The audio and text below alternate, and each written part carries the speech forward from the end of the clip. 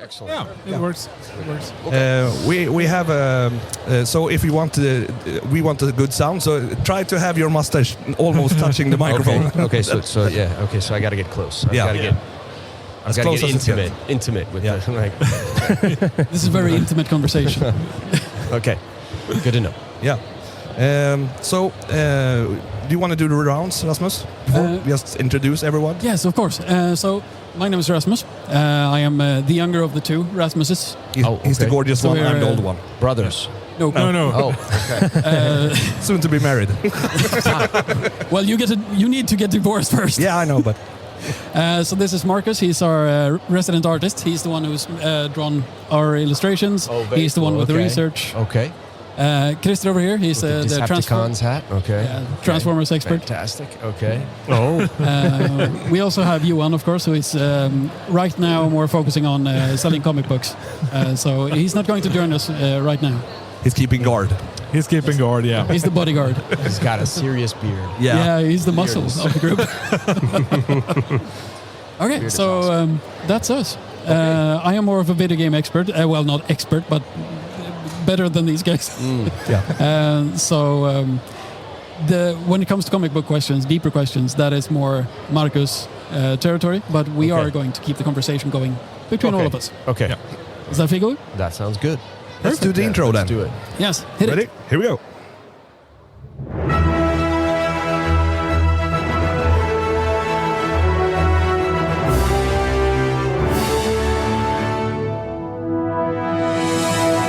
So, welcome back to the Superhjälteklubben, superhero club in Swedish. We're back with another English episode because we are joined by another international guest.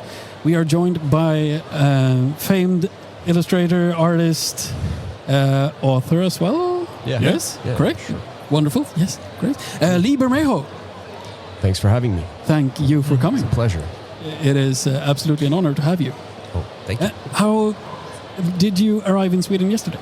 Yeah. Mm-hmm. Yes. Late yesterday, or have you had the time to see Stockholm? Midday. I walked around. I've been here 4 times, I think, already. So I've been to Stockholm quite a bit. I've had a chance to visit the city. Sort of familiar with. Yeah, very, very much. So I already have my coffee places and my, the important stuff. I have all my little stops that I make, when I'm here. Yeah. Wonderful. Great. Yeah. So, have you had the chance to see this Comic-Con? Have you been able to walk around somewhat? No, I haven't had the chance to walk around. I was here the first year they did this show. Oh, you did? When was that? Right. 4 years ago, maybe? Yeah. It was 4 or 5. Before the pandemic, I think. Yeah. So I was here right before the pandemic was the first year. So yes. Oh, okay. Yes. So, how are you enjoying it so far? Fantastic. Any excuse to come to Stockholm. I enjoy the city very much. Yes. Where do you come from? You are American. I'm American, but I've been living for the past 21 years in Italy. So I'm from close to Turin in Italy is where I live. So yeah. So do you consider yourself more European these days, or is it born and raised American? No. Half my life has been spent in Europe. So I don't know what it's like to be an American anymore. And that's not even a convenient response because of the political climate right now. It's literally just 21 years living away from home. You feel like an alien in your home, and then you feel like an alien a bit in your new home. But I definitely feel like I now associate more with Europe in most ways than I do with the United States. Okay. Yes. Wonderful. I need to ask a food question. You eat. Yes, So if you're living in Italy, then it's pasta and pizza, right? So varied though. There's so many different cuisines. I mean, it really is like the area that I live in isn't pasta. Okay. They make this dish called brasato, which is it's beef slow cooked in red wine. Oh. And so it's great. Like they make hearty kind of mountain dishes and stuff like that. It's a little bit real food, but so they're not. I mean, they do pasta as well, but it's not.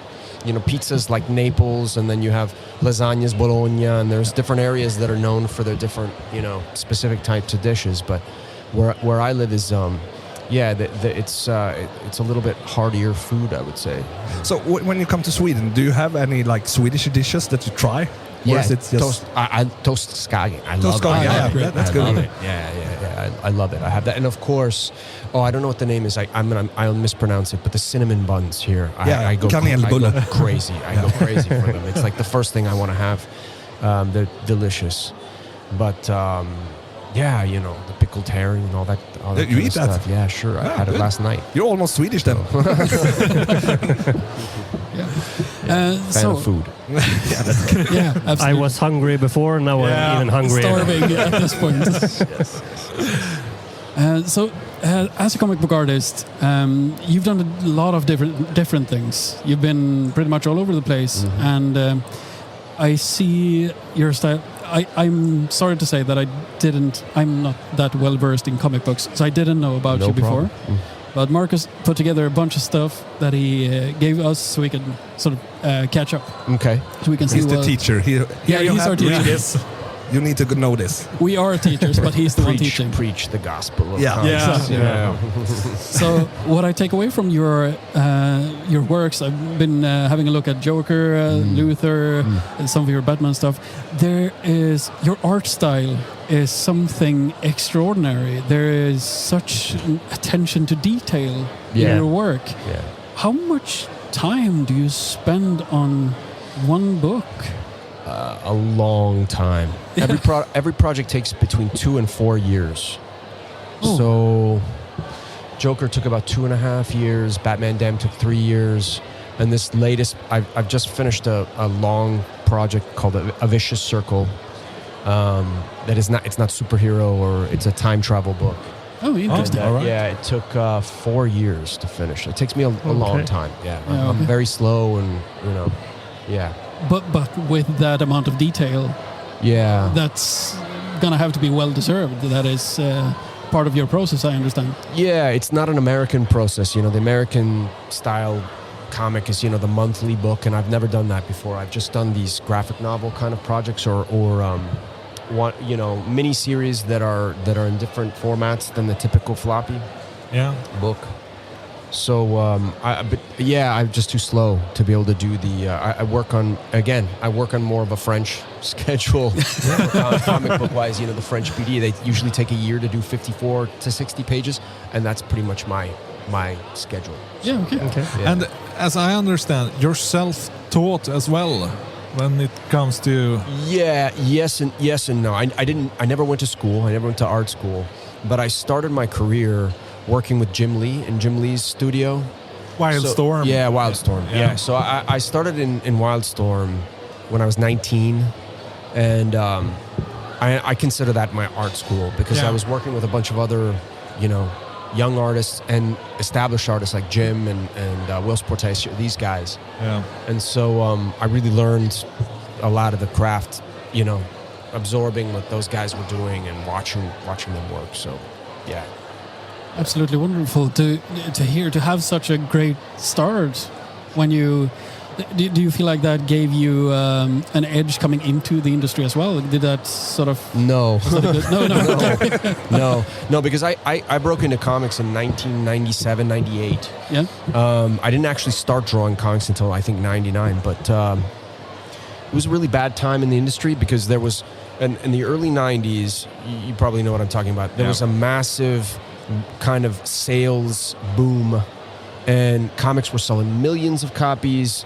Comic artists were making millions of dollars. And then in the mid 90s, there was an implosion. Yeah. And the business kind of like the bottom fell out from the business. And so I describe it this way. I broke into the business when the party was over, and I was the guy mopping the vomit off the floor, So there was all this money, and then all the people who earned a lot of money left.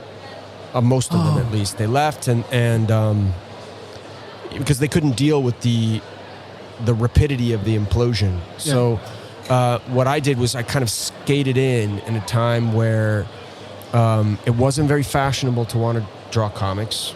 People wanted to work in video games or in movies because the pay was way better.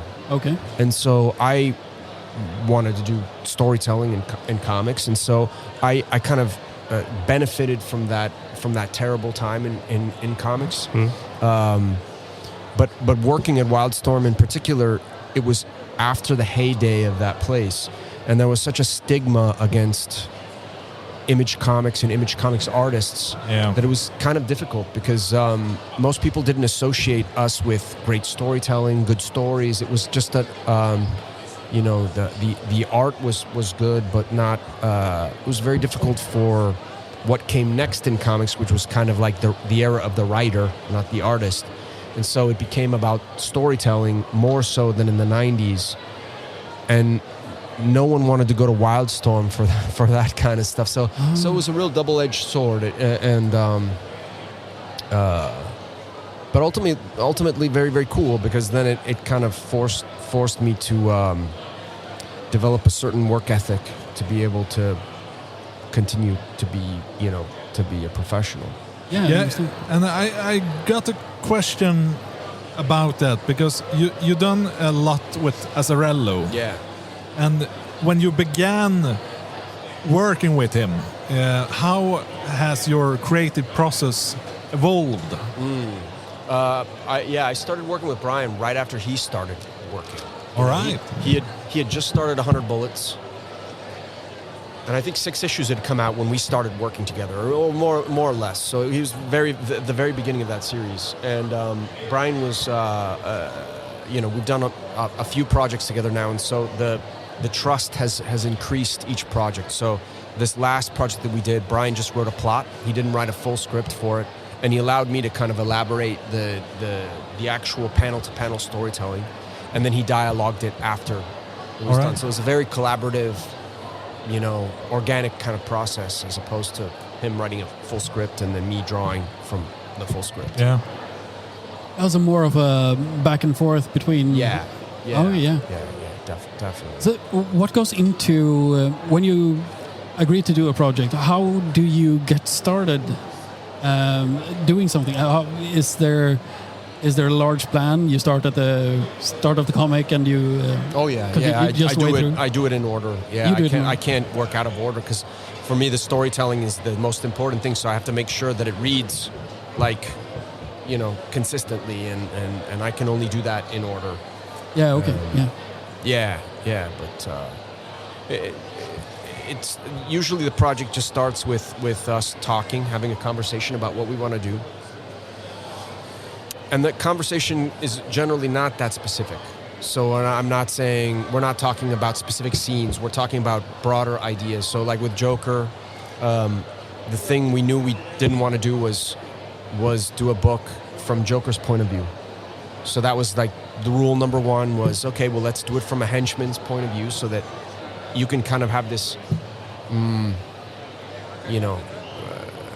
another person's vision of who this madman is. It made it scarier to me, and made it more interesting. Someone who is close enough to be almost point of view, but not quite. But in the nearest vicinity possible, right? Yeah, and I don't think it's fun if you get into Joker's head.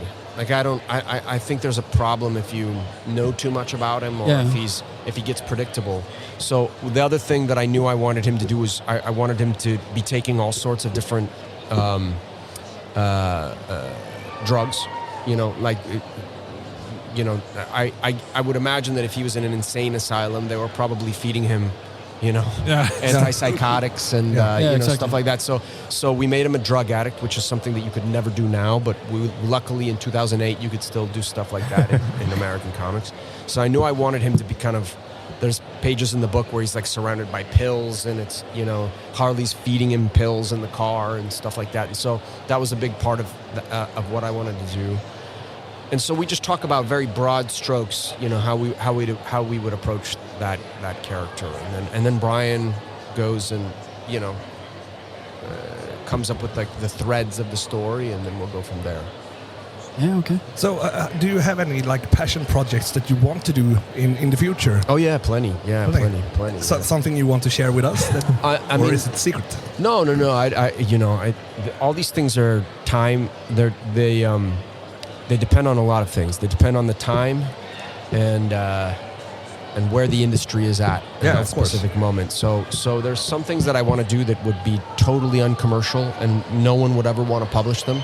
So I doubt I'd be able to do them now. I would have to wait until I was in a different, place in my career. But there's plenty of different things that I'd like to do. Most of them not involving kind of major characters of my interests. I still love doing Batman and Spider-Man, those characters, but my interests have somewhat shifted into what I just did on this last project, which was a time travel book and not superhero oriented at all. And I have a couple other more kind of crime noir stories that I'd like to tell, and I have one very specific horror book that I would like to do. Okay. So Exciting. it just depends on what kind of boils to the surface, So there's a lot more to come out of you in the future. I hope hopefully. so. I hope so. Yeah, I hope so. We do too. Yeah, absolutely. we do too. More comics, please. I hope so. Yeah. Yeah. So you've had today. We've been looking over at your table all the time, and we see that there's a lot of people coming up, and we see that you're drawing. How much time do you have? No, how much do you get done in the time that you have during the day? Totally depends on the type of show. So people here are very polite, and they don't, I notice they'll sit and kind of wait. And so if they don't speak up and I'm concentrating, I almost don't know they're there. So I have to be aware, that someone's in front of me. But there are other shows like in Italy or in the United States where people will just come up and say, hey, can you sign this book? Yeah. And so I usually get done less at those shows because I'm spending more time interacting. Oh yeah. of course. But both situations are fine for me. I mean, I enjoy both experiences. It's just, it just depends on the show and where. And, Yeah, I understand. But you have a bunch of stuff to do today, I understand. Yeah, I have drawings that I'm doing for people and signing books and stuff like that. And it's nice. And you also have some on-stage stuff planned, right? I did. How do you prepare for that? I don't. You don't? And today I knew I was going to be with Howard Chaykin, so I knew that part of I didn't have to think about that. Howard's a natural showman. Yeah, okay. And so I could kind of recede and let Howard do his thing, and that was perfectly fine for me. So I didn't even think about it. It was just It's almost the same answer as Zoe. She was like, exactly. She don't was think, just do. Absolutely the same. it's true. It's true. Yeah. It's just I find that if I have a plan, it doesn't ever either the thing won't go the way you expect it to go, or it comes off feeling very prepared and kind of like you're reading from some sort of TED talk or something like that. And I don't want to do that. I want it to feel a little bit more spontaneous. And That's not what we do here, because we should have like scripted up stuff like for a podcast, but that doesn't work. It's a conversation, not an interview. Yeah. It's more like that. Yeah, because it also depends on the people receiving. What is the temperature in the room, and so to speak. Totally. So, but you had one of your things today on stage. Yeah, with the thing with Howard. Yes. So how did it go? How did it feel for you? It was very cool because the theme was picked by, I think, the audience, and they wanted to see something music based from us, which I always really enjoy, because it's fine to draw Batman and Superman, but it's also very nice in some situations to be able to do something completely different, And, of course. That was a very cool suggestion, I think, on the part of the public to do that. So it went, Like I said, it's the Howard show, so I was happy to just be an You were extra. allowed to join. I was an extra in the Howard show. But you have something to do tomorrow as well? Also on stage? I think so. I think we all have a stage thing tomorrow. It's all of us, and I'm not sure what that is, and I won't even look it up. It's just I'll just go on stage and whatever. Take it from there. Yeah. I like this approach because it feels like you guys feel. So far, we've only talked to you and Zoe, but both of you feel so humble in the whole situation. There is what you make is amazing, but you are just ordinary people the way you are, and it's such an amazing thing to see, because people could be like I am the best. I am Superman. But see, it's that feels very ridiculous to me, simply because there's a history of art. So for someone to come in a comic book convention and act like they're the best, it's my attitude is like, dude, there was Vermeer, right? There was Caravaggio. Yeah, they existed, and it's not the same thing as this is what we do. Yeah. So it's just I think sometimes people don't keep perspective. Absolutely. Yeah. I get it. So, what do you have more planned for this year? Do you have anything like that you look forward to?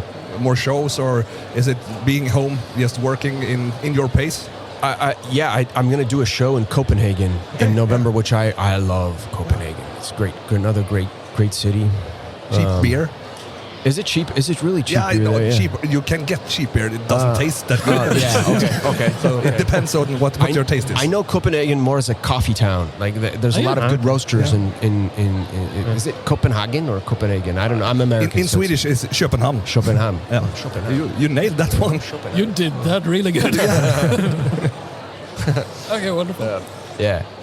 But what can we, more than shows, what can we expect coming from you in the near future? Is there something? Doing a lot of covers. So I'm doing the history of Spider-Man in covers. Marvel. So Nice.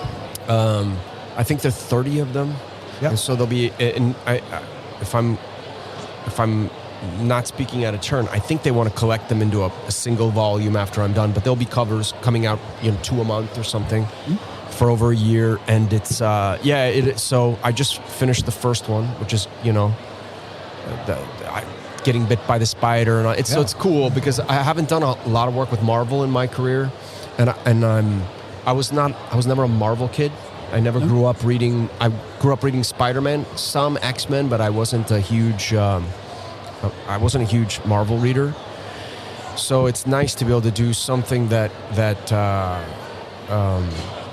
is going to be collected as something that I could give to somebody who doesn't read Marvel either, or doesn't, maybe they know Spider-Man from movies and cartoons and stuff, but they don't know the actual history of the character. And to hand that book to them and just say, look, you don't even need to read it. It's just pictures. There you go. Here's the history of the character. So what was your inspiration growing up, and how did you get into this line of work? Oh, my... okay, so when I was 4 or 5, I, of course, I was born in 1977, so, of course, I was a Star Wars kid. Yeah. That was big for me. And I grew up watching He-Man cartoons, which I was obsessed with He-Man cartoons, and the Adam West Batman TV show.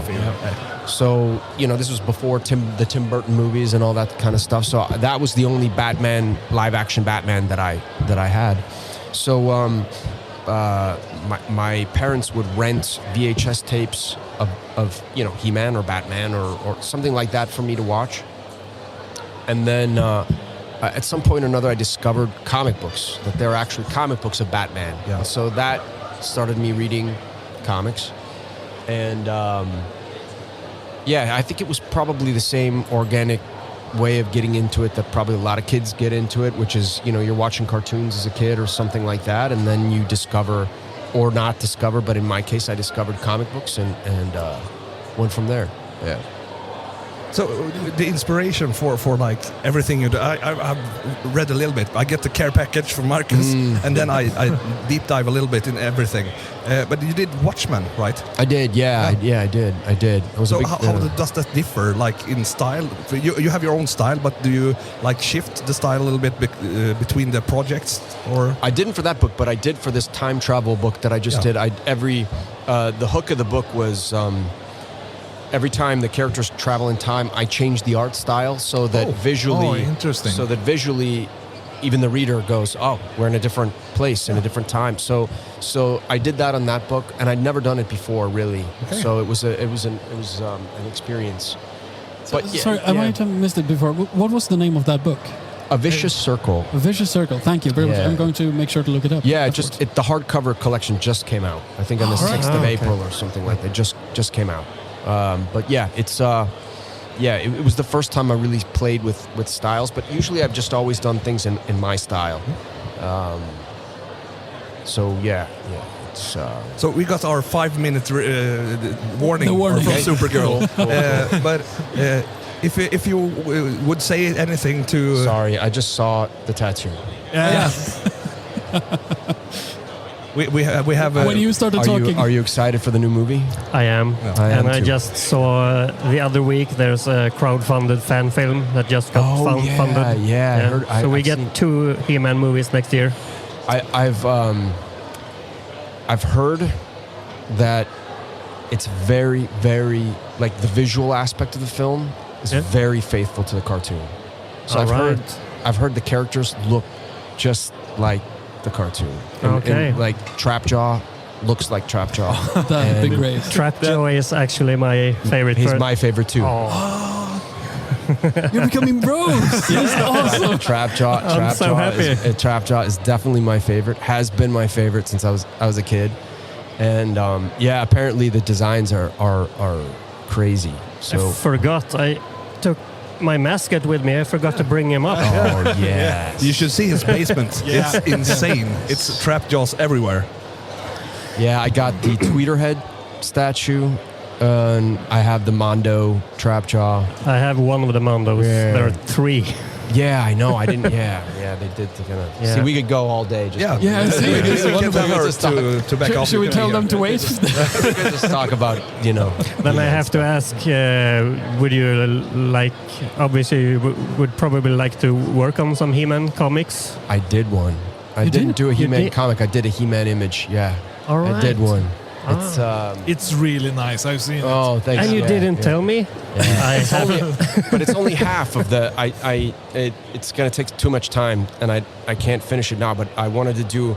It's supposed to be a big banner, and so I did one half of Oh, it. yeah. And so the other half, I did He-Man, Trapjaw, Skeletor, Beastman, Triclops, and it's missing a lot of cool characters. So the other side of it was going to be Man-at-Arms, Tila, Fisto, Evelyn, and I think who else was I going to do? Merman or one of the other bad guys. But I've only done half so far. But it's going to be this big banner. Okay. If you want, you can always do the other half and send it to us. Would be much appreciated. Yes. But just to wrap it up, you have been a perfect guest, and thank you so much thank for your you. time. Thank you. Thank you guys. Absolutely. Yeah. If it's okay, we would like to take like a picture with you with our background, Sure. because Marcus has designed this. Well, very good. This And is this one is This is very strange because they upgraded it with AI, I think. so the that original one, is there. that's Okay. That's the good one. That's It's the good one. Different text because the AI said It doesn't recognize letters. taste the hands room. They did something strange with the printing. Yeah. But at least they didn't give you 8 fingers on one hand. No, exactly. Or, the creepy AI kind of. No, but Marcus did a good thing because he gave us abs, so that's good. Yeah. Don't gonna get them anyway. So big thank you, and Yes, we're yes. gonna Yeah, probably huge thanks. visit you at the tables on the days. Thank you guys very much. And we are gonna release this on YouTube or something. If it's okay, we tag you. Yes, So absolutely. you can watch everything if you want to watch yourself, but you can watch us. I don't like to watch myself. You can look on the other episodes with the other guys. I didn't even know you guys were filming it. Now I'm like, Sorry. Oh, sorry. Is that okay? Yeah. That's fine. That's fine. I just wasn't aware of it, and now I'm seeing. Yeah. It's as plain as day. There's Well, that's great because you don't look in the camera then. Oh yeah. Professional. It's more original. Silver linings. Yeah. But thank you so much. We're gonna take a picture. Yuan is gonna be our photographer because he's the big guy and nobody wants to touch him. No, exactly. Keep away. So that's good. Thank you so much. We're you. gonna do the little outro. Awesome.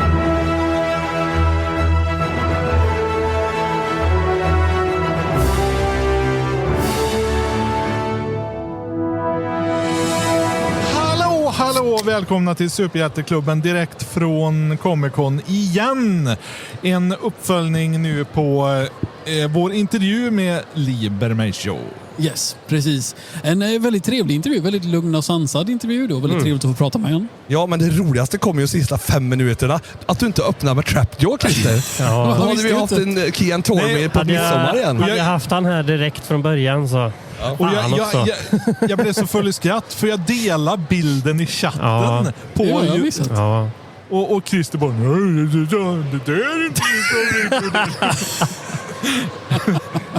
nej, men det var en skön intervju.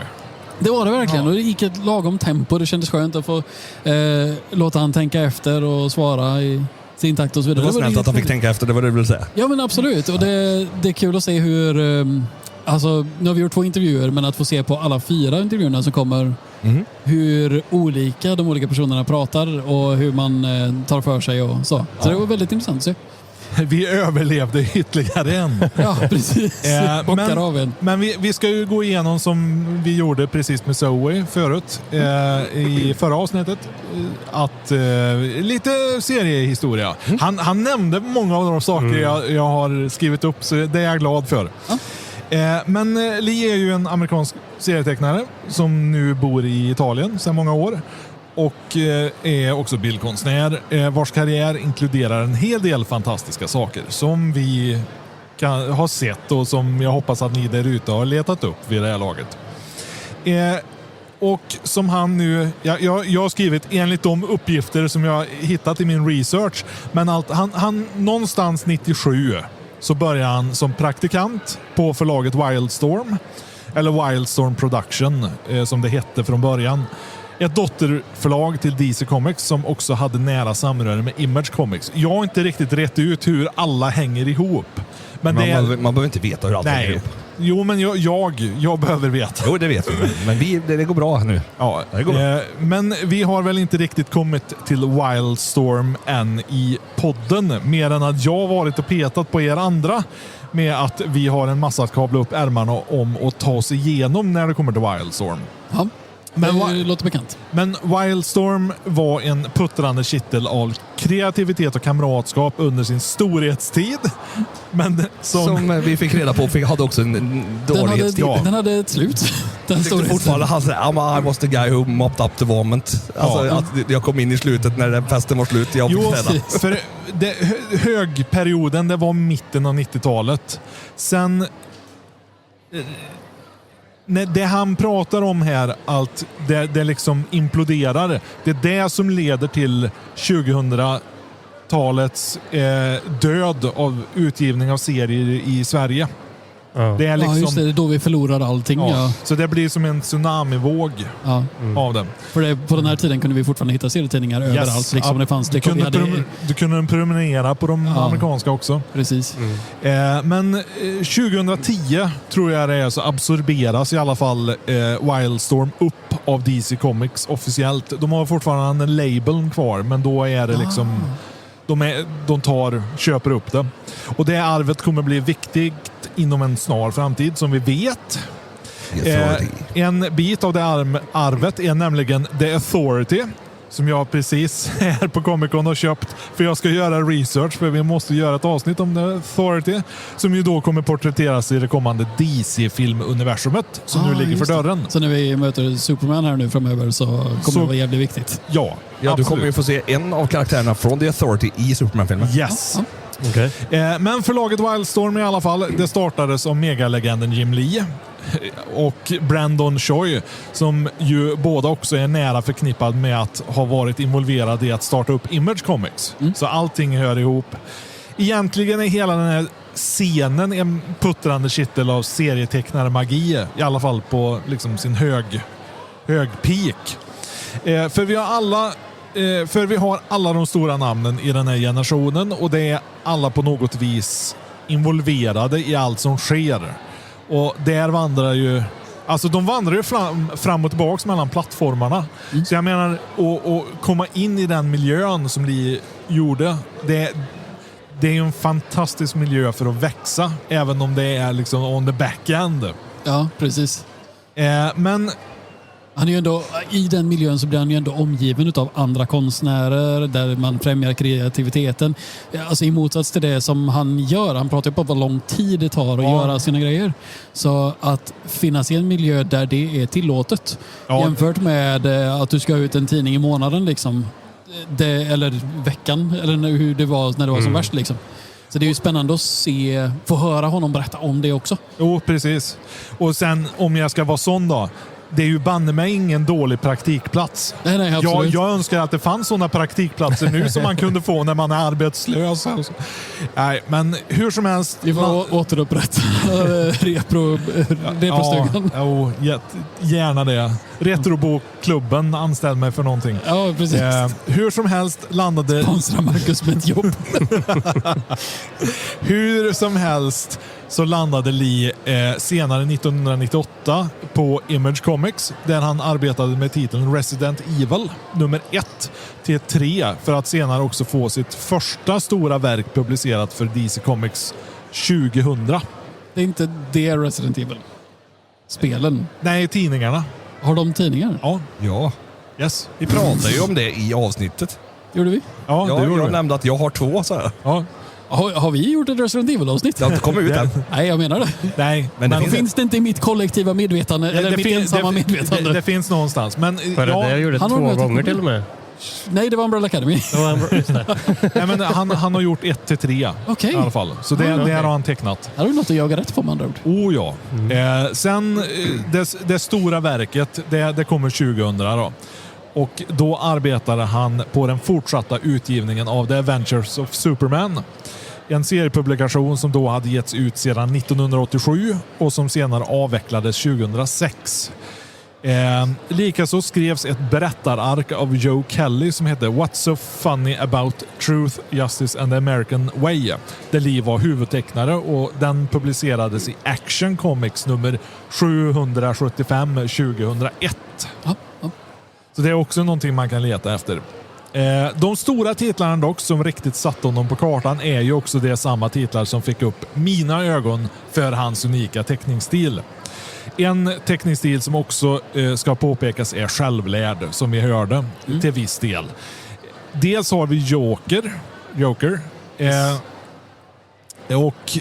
Då skriven av Brian Azzarello. En grafisk novell som kom ut 2008. Räknas som en Inte grafisk novell utan grafisk Nej, det roman. är grafisk roman, förlåt. Det är jobbigt när det finns ett ord i svenskan som låter så likt. Ja, nu ska jag lära mig att säga rätt. Bra, Marcus. Ja.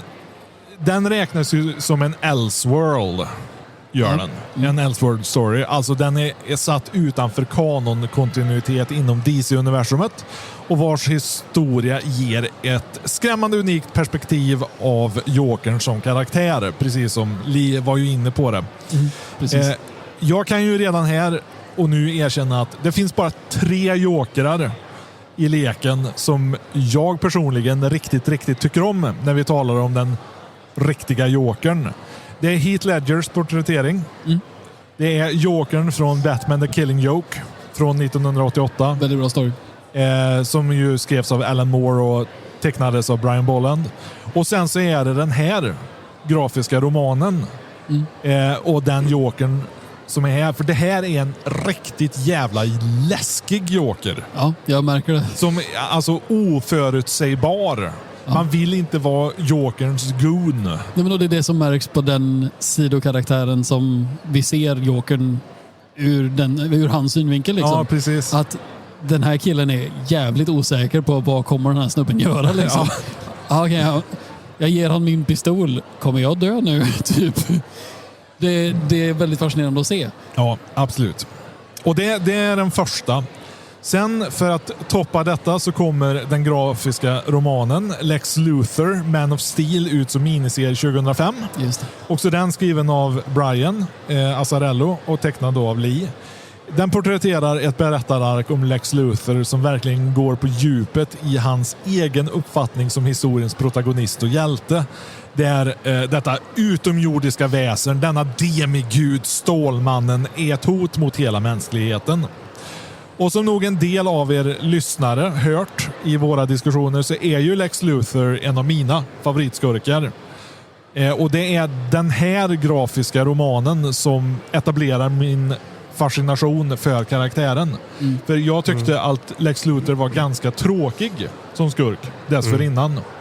Men det är så intressant att komma under skinnet på hur han upplever Stålmannen. Alltså. Det är fantastiskt intressant. Väldigt fascinerande berättelse att få det perspektivet. För jag tror, nu har inte jag läst hela, men så långt som jag har läst, jag har inte sett en enda bild på Superman ansiktet som inte glöder röda ögon liksom. För att han ser ju ond ut. Han ska ju se läskig ut. Han är ju läskig för Luthor. Det här är något av det värsta han kan tänka sig. Ja, precis. Och det är jävligt häftigt att se det. Och där har han gjort ett satan så bra jobb att rita de här bilderna. Det är så fruktansvärt uppmärksamhet för detaljer. Och det är...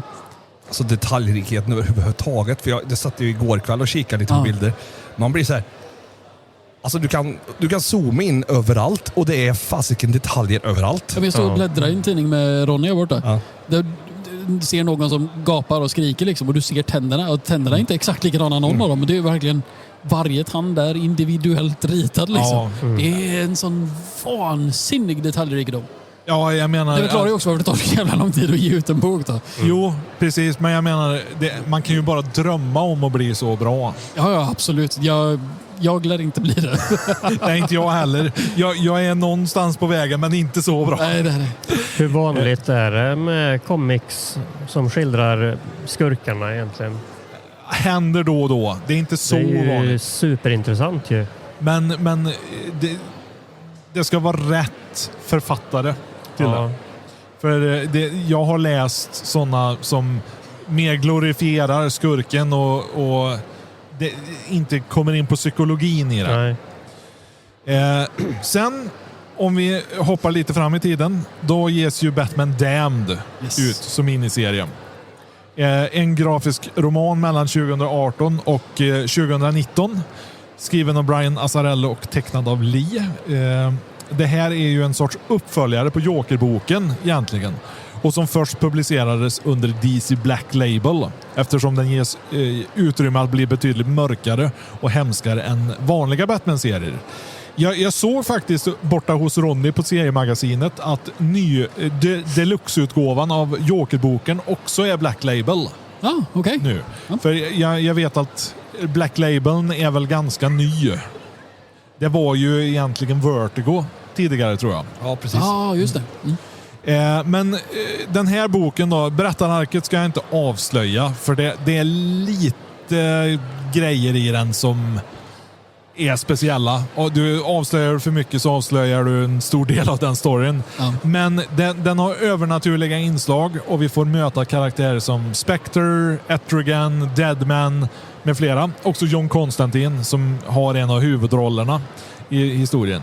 Inte min favorit av de tre, men lik förbannat en intressant och härligt omskakande Elseworld-story. Ja. Så det är tre grafiska noveller som sticker ut. Men vi kan ju också nämna den grafiska novellen Batman Noel. Romanen. Va? Romanen. Ja, romanen du skrev. Sorry, tänkte jag inte på det. Batman Noel. Ja. Det är så man uttalar det väl? Ja, Noel. Ja. Det är som Lee Bermejo både skrev manus till och tecknade. En story som kom ut 2011 och använder uppbyggnaden av A Christmas Carol. Där då Batman och delvis Jokern sitter i rollen som Scrooge. Okay. Så historien utspelar sig på julafton i Gotham där en man vid namn Bob extra knäcker åt Jokern. Och när Batman söker upp honom i sökandet efter Jokern och placerar en spårare på hans bil, så leder det Batman till hans hem där han bor med sin sjuke son Tim. Och på den vägen är det en varm liten julhistoria från Gotham med lika fantastiska illustrationer som Lee alltid levererar. Den är underbar. Jag tycker jättemycket om den storyn. Det kan vara något att läsa, absolut. Det enda samarbetet mellan Lee och Azzarello som jag inte tror att jag läst nu när jag fått fundera lite på det, men som jag absolut ska återgälda, det är ju faktiskt utgivningen Before Watchmen, Rorschach. Det var den jag var ute efter förut, för att den tittar jag i Jag fann den på nätet, fick jag gå den vägen. Men alltså, shit. Ja, Men jag tyckte, men han sa det att det var ju den här nyaste Time Travel där han ändrade sina, för jag tyckte jag såg lite skillnad, men det är också jävla skillnad på karaktärer, så att det är kanske inte är hans stil som ändrar sig utan mer karaktärerna han ritar blir ju annorlunda. Så. Ja, för jag kommer inte ihåg om jag trodde att jag hade läst den eller inte i Watchmen-avsnittet, men jag insåg nu när jag gjorde researchen inför det här att jag faktiskt inte har läst den. Jag har bara sett omslaget. Det var spännande. Så den ska jag försöka få tag på någon gång. Så det är ju 2012 till 2013 som den är. Och det är ju som ni vet om ni har lyssnat på Watchmen-avsnittet, så är det ju den kom ju ut som en del av en större publikationsvåg just då. Dessutom ser inte så rädd ut, Rasmus. Det ser inte så rädd ut. Det är bara Jason. Ja, det går bra. Ja. För alla som lyssnar där ute när det här kommer ut, det var en Jason Voorhees som högg ner snygg Rasmus. Ja, han var sån bit ifrån det nu. Ja, jag förstod det. Vilken skräckikon. Jag blev mördad av en skräckikon. Ja, till och med det. Ibland funkar inte snyggheten som sköld. Nej, verkligen inte. Får jag bara ta en snabb shoutout? Ja. Jag nämnde den till dig förut. Det kom förbi förut. Witch King heter de, va? Witch King och Galadriel kom förbi. Och så började han prata med mig och det visar sig att han lyssnar på podden. Nej, du skojar? Nej, han var en jättefan. Jag har han på film när han går. Jag filmar dem för jag vet inte vem det är, men jag vet ju vem det är. Ja. För jag ser ju inte att det är han bakom, för han har ju masken på sig. Ja, precis. Och så går jag mot honom så här, Rasmus, och jag och han bara, jag vet vem du är. Jag bara, Kul. och sen så insåg jag vem det var och bara, det är du. Och sen såg jag ju frugan. Eller hon är inte frugan än, för det påpekar jag att den här klänningen, det ser ut som en bröllopsklänning. Och hon bara, är det klänning? Jag är inte gift än. Och så tittar hon på hint. Kul. Det är fint när man träffar på lyssnare av podden. Ja, verkligen. Det var jobbigt när man inte ser ansiktet på dem. Ja, och sen inte känner igen. Vart var jag? Jo, Stockholm. I Stockholm. Ja, 2021. Summer edition. Jo, men Duke Thomas. Ja, Robin. Den sista grejen, det är ju Robin. Duke Thomas som drar ihop ett vaktgarde av Robins i Gotham. Det har ju också han jobbat på, Lee. Ja, det var det första jag läste med. Ja, precis. Och den var ju delvis med... Den heter We Are Robin, va? Ja, precis. Första numret kom ut 2015. Ja. Och det illustrerades av Rob Haynes och Carrie Randolph, tror jag. Men det här berättararket då, det avslutades 2016. Leder också in i en crossover-event som kallas Robin War. Där vi får möta alla möjliga Robins. En av många droppar och trådar i den här soppan som vi lever i. Men så det är också någonting som man kan kolla upp. Vad har ni för tankar kring det här nu då? Alltså jag tyckte bara han var jävligt härlig. Väldigt trevlig att prata. Jag tycker det var trist att vi inte hann in på Trapjaw tidigare. Ja. För där kände jag, när vi landade där, då var vi där vi började med Kian Tormey. Ja, precis. Ja, absolut. Så det är dit vi ska... Trapjaw är det första du säger. Jo, se ögonen spärra upp sig. Det är han blev glad. Ja, det var jättekul att se. Jo, men när han började... Dels Star Wars och sen He-Man. Och det var roligt. Jag var trött på väg att bli grinig, men nu fick jag jävla energi av det här. Ja, du var lite tyst under intervjun tyckte jag där fram till Sockerdipp. Ja. Nej, men jag hoppas att det lyser upp lite grann och vad ni kan leta efter och så. För ja, och givetvis gå in och kolla på intervjun, för intervjun kommer ligga på YouTube. Så där kan ni se intervjun, för vi filmar intervjun också, så den kan man också titta på. Ja, så ser man hur glad han blir när Trapjaw nämns. Och jag ska göra en sån inzoomning så bara... Och har man tur så kan man hitta saker från Lee på till exempel Seriemagasinet som är en av våra sponsorer. Det var vår stolta sponsor som tagit oss hit. Det är ju, hade det inte varit på Seriemagasinet hade inte vi suttit här överhuvudtaget. Nej. Eller Askers i Grums. Precis. Där man också eventuellt kan hitta några serietidningar. Och när du gjort det så går du fram till kassan och så säger du Superhjälteklubben och då får du 10% rabatt. Ja.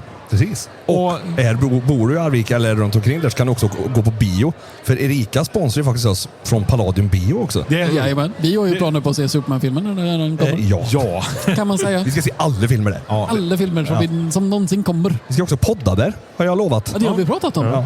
Precis. Kanske inte under tiden filmen går på... Nej, det känns taskigt. Vi vill se filmen. Sitta och kommentera. Ja, nu flyger han förbi. Men hade inte det varit roligt? Hade det inte varit jävligt kul att göra en live commentary track? Ja, om man vågar visa filmen en gång före alla andra kommer in då. För vi kan ju inte sitta där längst fram där. Ja, det sitter 300 pers och tittar filmen och så här. Ja, och här kommer Lex Luthor. Och där flyger han förbi. Och där fick han smäll på näsan. Eller snarare...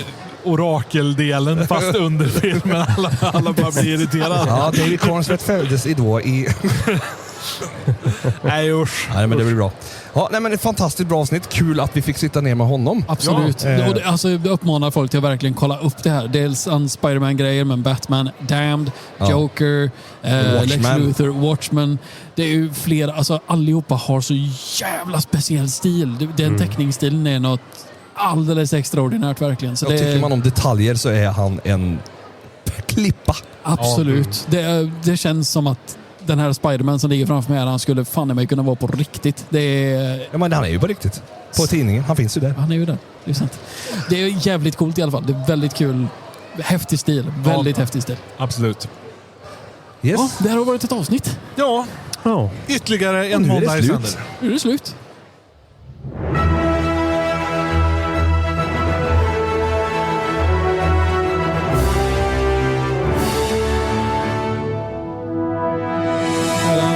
Inte riktigt slut. Nej, För vi pratar lite till. Jag ser vad den säger. Nu är det slut. Hur? Ja. Sen så kan ni ju alltid stötta oss på Patreon om ni tycker allt vi är just det, roliga och jävlar. sådär.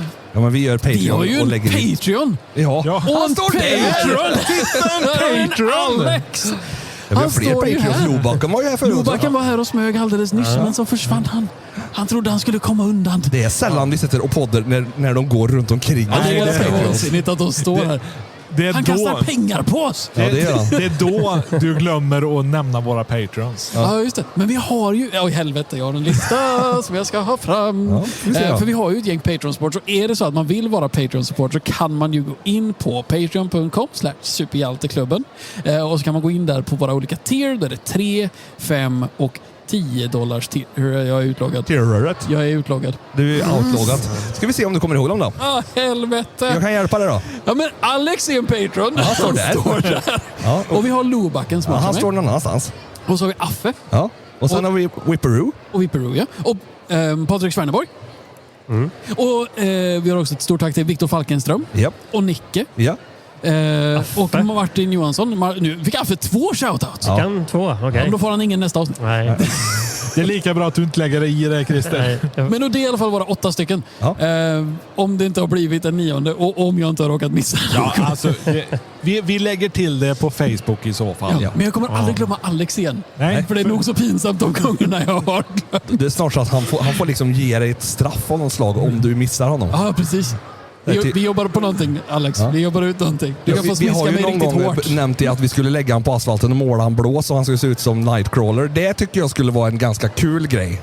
Jag rollar gärna. Jag tänker Alex hjälper mig. Eller en spark på svalbenet ikväll på Superhjältepubben. Ja, just ikväll är det. Superhjältepubben Ska igen. ni pubba ikväll också? Ja, Ja, för fan. Ja, ja. Superhjältepubben är varje gång vi är i Stockholm. Ja. Tjenare! Fan, det är bara kändisar överallt Jag här ser nu. detta. Nu kan vi inte podda längre. Nu måste vi gå och prata med folk. Ja. Ja, men vi säger så. Ha det bra. Puss och Här kommer kram! Jonas Dahlell!